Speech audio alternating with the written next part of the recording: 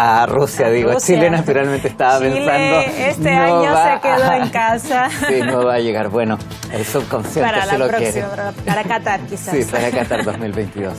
Ya lo saben, esto será en 30 minutos, porque ya llega Conversando con Correa.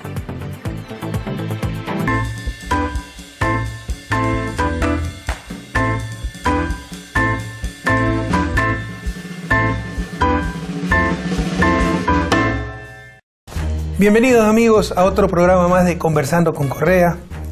Tenemos un invitado extraordinario y muchas gracias por su gentileza, porque se trata nada más y nada menos que el presidente en funciones.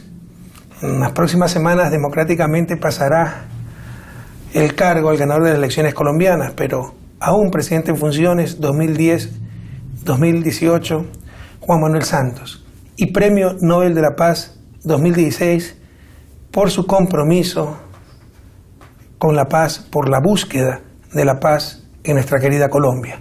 Bienvenido, Juan Manuel. Gracias, Rafael, y gracias por tenerme en su programa.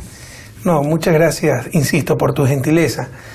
El tema de este conversatorio, y se trata de lo más informal, no es un interrogatorio como hacen algunos periodistas, y yo no soy periodista. ¿Tú sí? Yo sí soy periodista, Yo sí. solo soy economista. Y no se trata tampoco de una entrevista ortodoxa.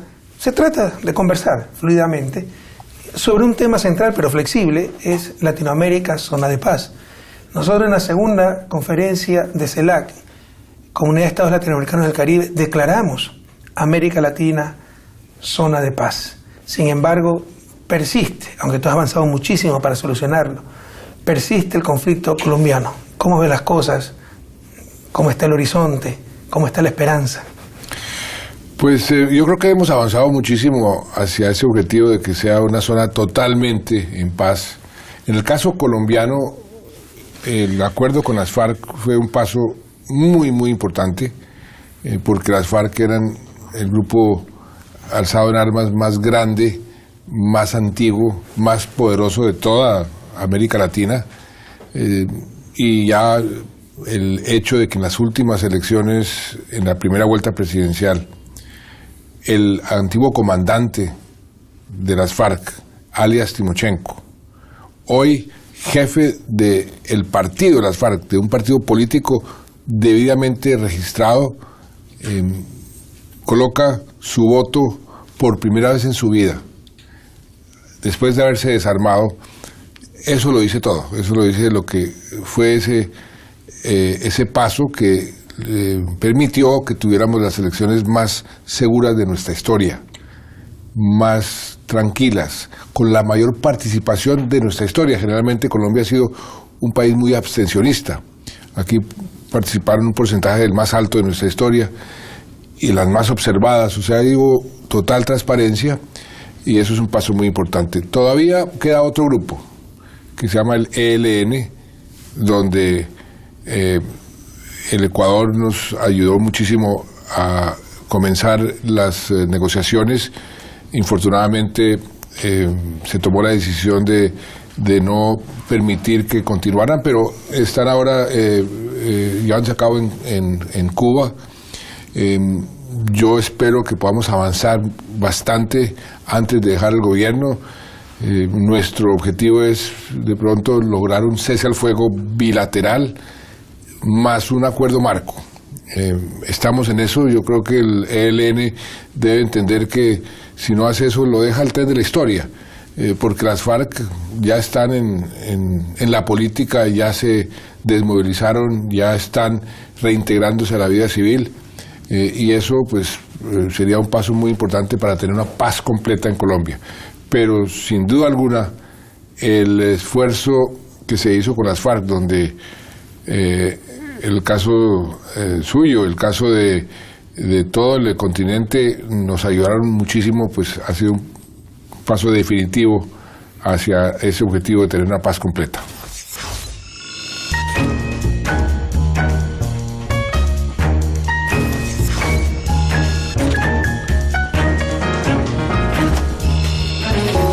Pero sin duda lo determinante fue la voluntad política de tu gobierno y obviamente liderado por ti. Por eso, muy merecidamente, te otorgaron el premio Nobel en diciembre del 2016.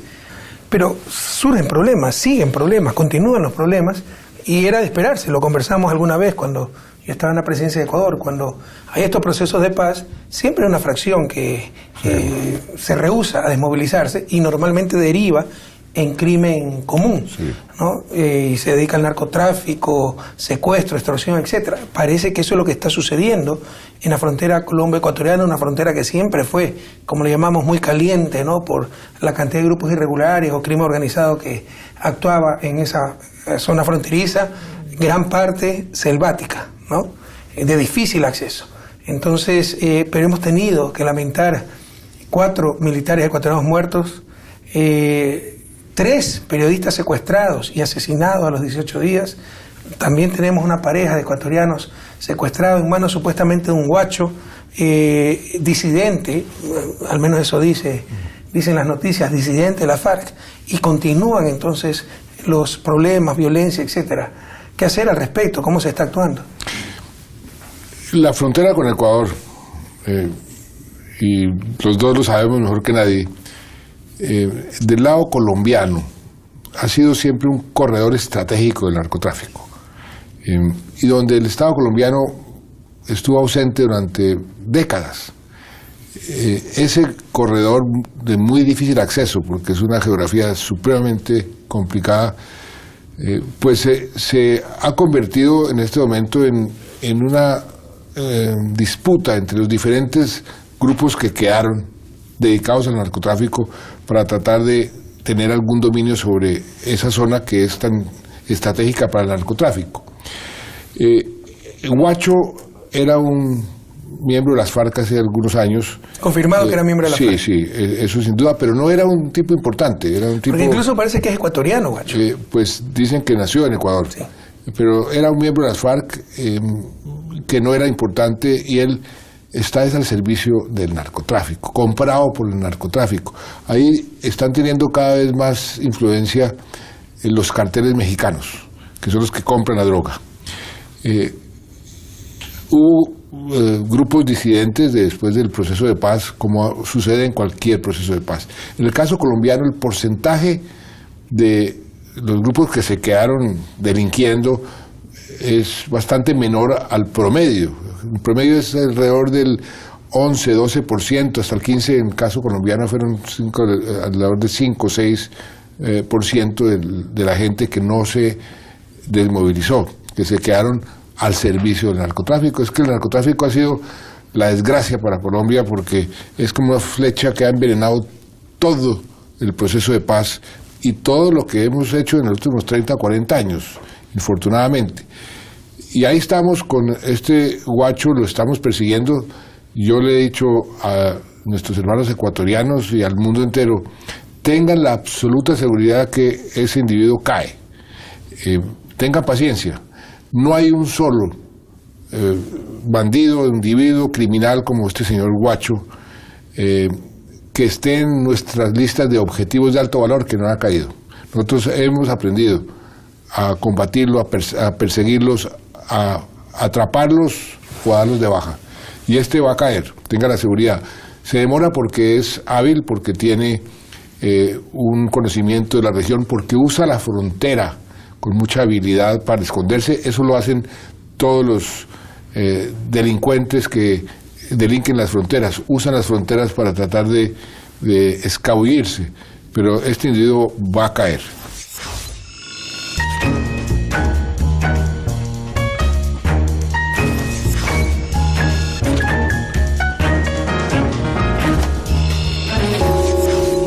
Son crímenes atroces, ¿no? Un delincuente desalmado, pero ¿cómo evitar esto en el futuro? ¿Cómo evitar el dominio del narcotráfico en la zona fronteriza?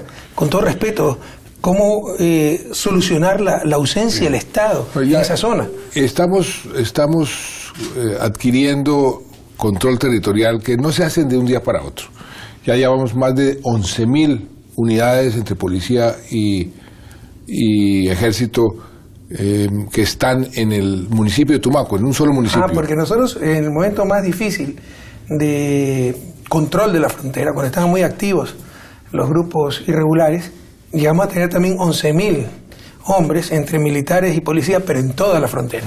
Nosotros solamente en el departamento de Tumaco, solamente ahí ya tenemos 11.000. ¿Qué están haciendo? Se están posicionando en cada vereda para adquirir con la comunidad. Es muy importante ganarse la comunidad. Muy importante que las comunidades sientan que la presencia del Estado les va a llegar. Lo que pasa es que el Estado no llega de un día para otro, porque uno tiene que llegar con carreteras, con hospitales, con colegios. Eso es algo que se demora. Mientras tanto, lo que estamos viendo en esa frontera es una disputa entre estos grupos, pero el ejército cada vez está tomando más y más control, lo que llama control militar de área. Y eso es un objetivo para nosotros muy importante, porque como se puede cualquiera imaginar, pues tener un corredor sin control de nadie, pues es algo que un país no puede aceptar. Perdona que sonreí cuando hablaste de carretera, porque recuerdas que tuvimos el acuerdo bilateral para construir el tercer eje binacional. Tenemos conexión con Colombia por la Amazonía, por el río San Miguel, tenemos por los Andes con el puente Rumichaca, pero faltaba la conexión por la costa, ¿no?, entre Esmeraldas y Tumaco. Y bueno, decidimos, se había ofrecido en el año 2000 entre el presidente Pastrana y el presidente Noboa construir ese eje vial tan necesario. La gente se quedó esperando, tuvimos la decisión política de hacerlo.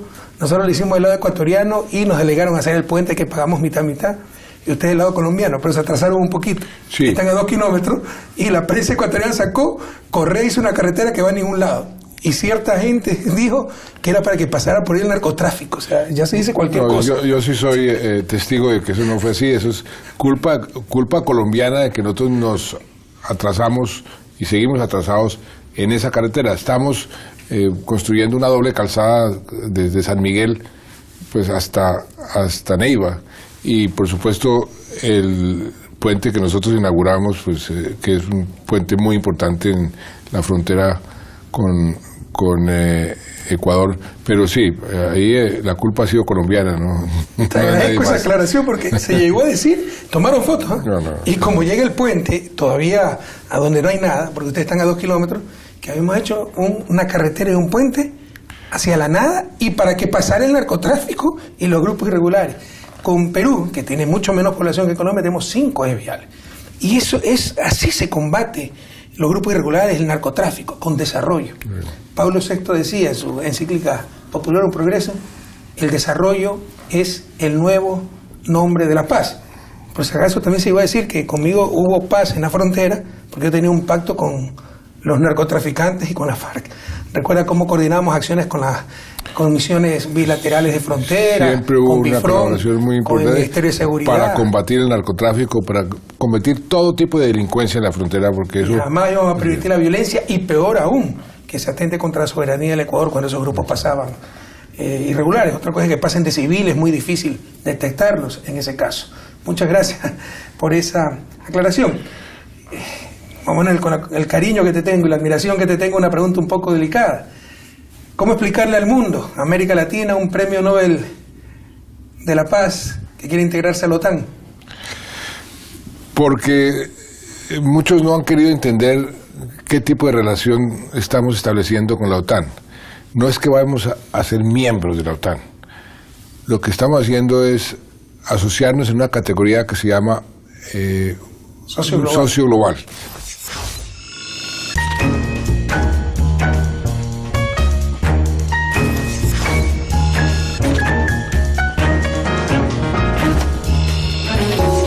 ¿Qué significa eso? Significa que Colombia puede tener acceso a las mejores prácticas, por ejemplo, en las compras militares, donde hay mucha corrupción. Y ya hemos... muy interesante. Ya hemos beneficiado. Increíble la corrupción que existe en compras. Y contando nuestra experiencia, por eso le gusta tanto al público este programa, porque se cuentan vivencias. No solo la corrupción, sino que el uno te ofrece helicóptero israelí, el otro ofrece helicóptero hindú, el otro americano. Y si gana el uno, los otros dos no es que dicen, perdimos. No, trampa, corrupción. Yo fui ministro de Defensa. Impresionante. Y yo sé que lo difícil que es eso. En esto hay unos estándares, unos protocolos, hay total transparencia. Y mire lo que nos ha pasado ya. El solo aplicar esos protocolos que ya los estamos aplicando significó que Transparencia Internacional puso a Colombia como el ejemplo en toda la región en materia de compras militares, simplemente por adquirir y poner en práctica esos protocolos. Pero no solamente eso, nosotros estamos haciendo algo muy importante. Ustedes nunca han vivido esa tragedia. Estamos desminando a Colombia. Sí, lo hemos vivido. Por el conflicto que tenemos con Perú. Todavía continuamos con el desminado. Pues nosotros lo que éramos el segundo país más minado del mundo entero después de Afganistán. Iniciamos un proceso de desminado.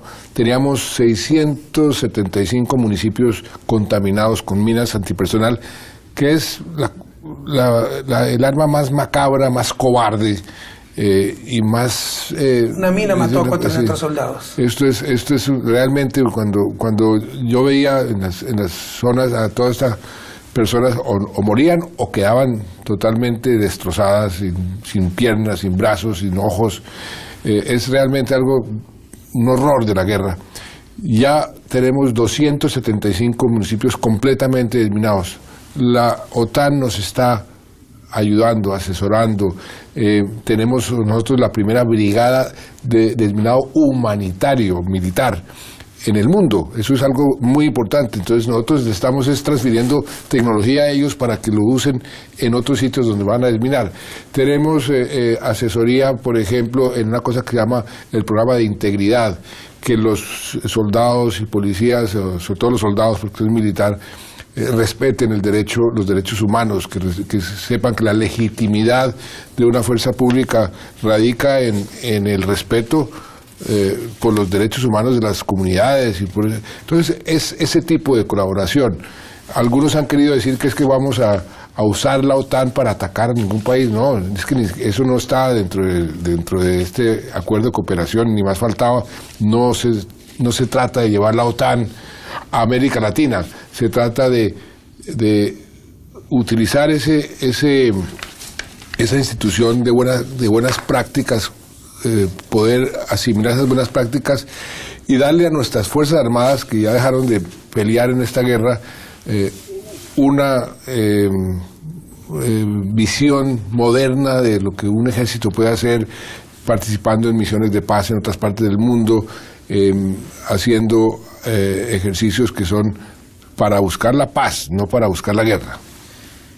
Bueno, pero tú sabes que un socio global lo que recibe es cooperación estratégica y que no siempre la OTAN ha buscado la paz para evitar la guerra, ¿no? Incluso desobedeciendo resoluciones de las Naciones Unidas.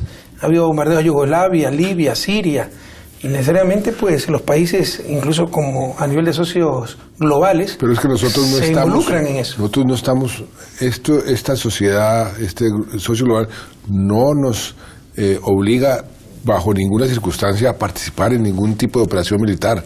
Nosotros no vamos a participar en operaciones militares, ni estamos obligados.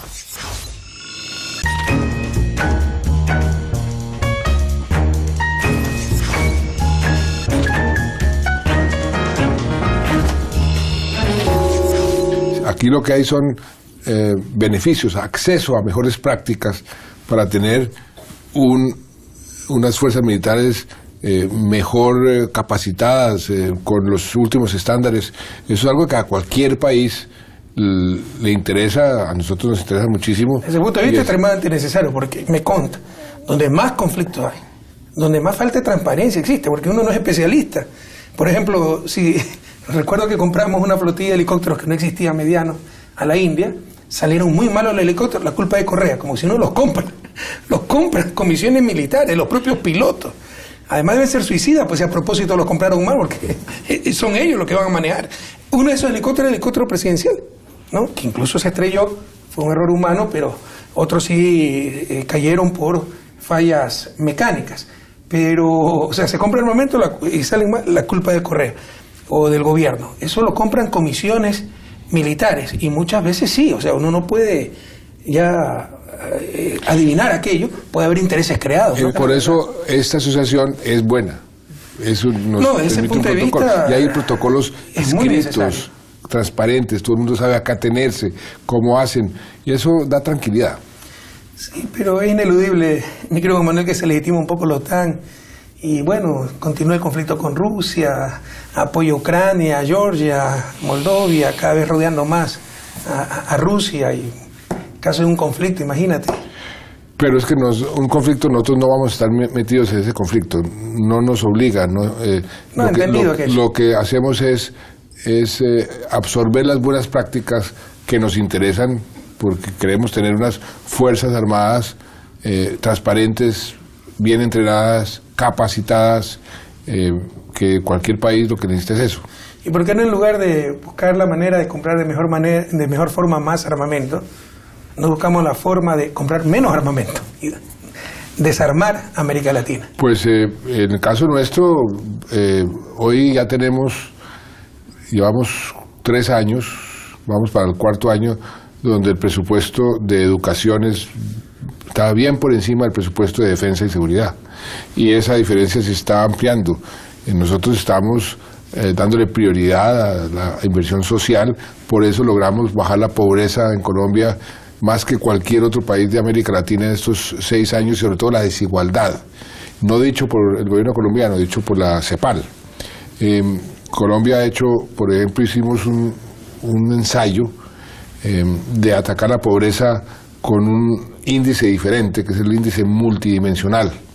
Eso fue una adquisición de un antiguo profesor mío, que es Premio Nobel de Economía, Amartya Sen.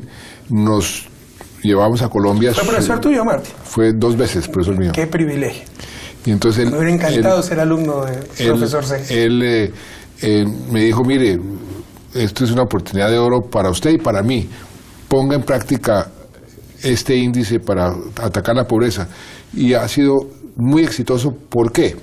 Porque no es la pobreza medida por ingresos, sino la pobreza medida por necesidades básicas de la gente y las familias. Tenemos todos los pobres y pobres extremos en unos computadores, qué es lo que necesitan para tener un mínimo de dignidad en su vida.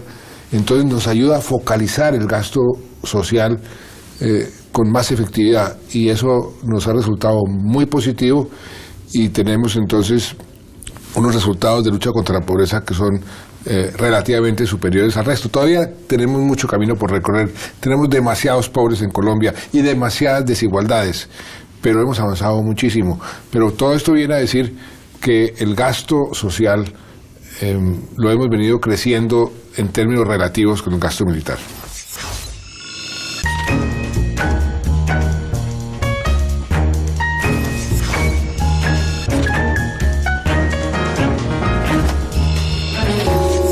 Esa era la cosa que hablábamos en UNASUR, mi querido Juan Manuel, pero Colombia se ha retirado temporalmente de la Unión de Naciones del Sur. ¿Qué pasó? Pues miren, hubo toda clase de problemas, yo creo que internos, inclusive hasta problemas de malos manejos internos o de acusaciones de funcionarios de UNASUR, no ecuatorianos, inclusive hasta colombianos. Y eso comenzó a no tener relevancia, entonces ya comenzaron a decir, no, pero esto no tiene ningún sentido, esto no. Y también, no nos digamos mentiras, lo que ha sucedido políticamente en América Latina, esas divisiones, ese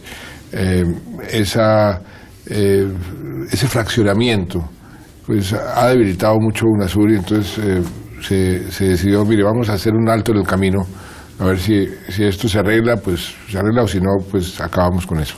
¿Pero qué pasó? Que eso se perdió en el camino, porque siempre ha habido gobiernos, diferentes tendencias, pero coincidíamos en mínimos indispensables. El respeto a la democracia, ya no se la respeta, mira lo que pasó en Brasil. Si lo que le pasó a Lula, ¿no?, lo hubiera hecho el gobierno venezolano, un opositor, ya estaría hasta invadida Venezuela. Y todos coincidíamos en la voluntad de integración.